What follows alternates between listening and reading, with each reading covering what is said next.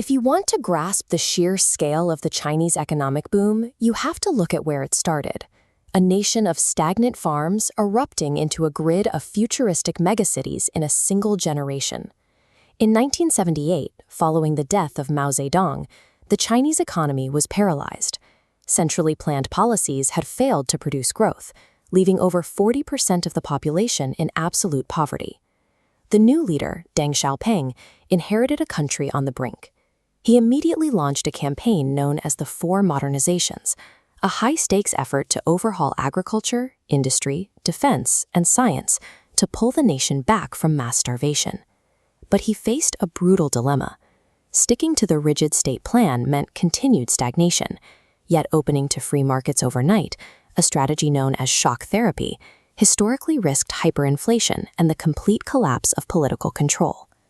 Navigating between these two extremes meant bypassing the usual economic playbooks. Beijing opted for a slow, calculated hack of their own system, treating the entire country as a massive laboratory for a highly controlled experiment. The strategy was bottom-up gradualism. Beijing allowed local officials to run isolated capitalist experiments. If a test failed, the damage was contained. If it succeeded, the state copied it nationwide. The first major test happened in the fields. The state implemented the household responsibility system, breaking up massive communal farms and giving individual families direct control over small plots of land. To make this work within a communist framework, they created a dual-track pricing system. Think of it as sorting crops into two buckets. Farmers filled a fixed state quota bucket, but kept and sold any extra harvest in a free market bucket for pure profit. The profit incentive worked immediately. Within a decade, agricultural production jumped 25%. This success demonstrated that capitalist profit incentives could safely generate wealth without dismantling the state's central political authority. With the rural population fed, the state adapted these experiments for urban industry. They created special economic zones, isolated geographic bubbles where capitalist rules were legally allowed to operate. Shenzhen became the primary testing ground. Slashing bureaucratic red tape and welcoming foreign investment transformed a modest fishing village into China's equivalent of Silicon Valley. Conservative party leaders managed this explosive growth through the birdcage economy theory.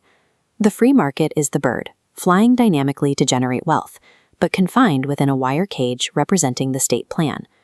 The state retained absolute monopolies over critical sectors like banking and petroleum, ensuring the bird could never fly away.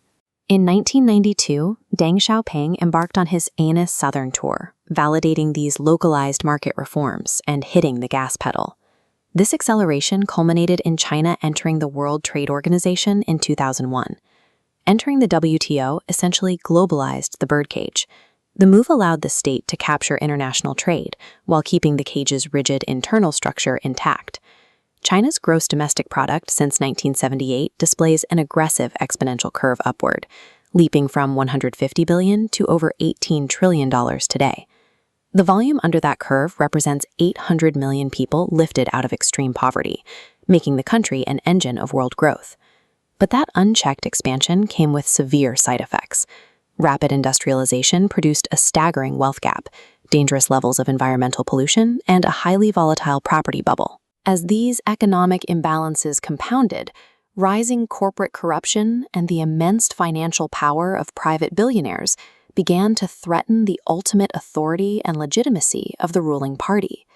The experimental era successfully engineered immense wealth, but it pushed the communist state to its absolute limits of ideological tolerance. Under the leadership of Xi Jinping from 2012 to the present, the pendulum of market liberalization has moved in a different direction.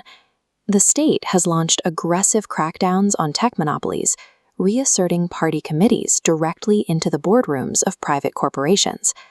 Under a modern policy labeled common prosperity, the government is reeling the sprawling private sector back under central command. The chaotic, wealth-generating energy of the free market is being corralled and contained back into a rigid, uniform system. The flexible, survival-driven era of reform and opening up is giving way to a system where the private sector is more firmly integrated with state power. The period of the wide-open experiment is receding as the cage tightens its grip.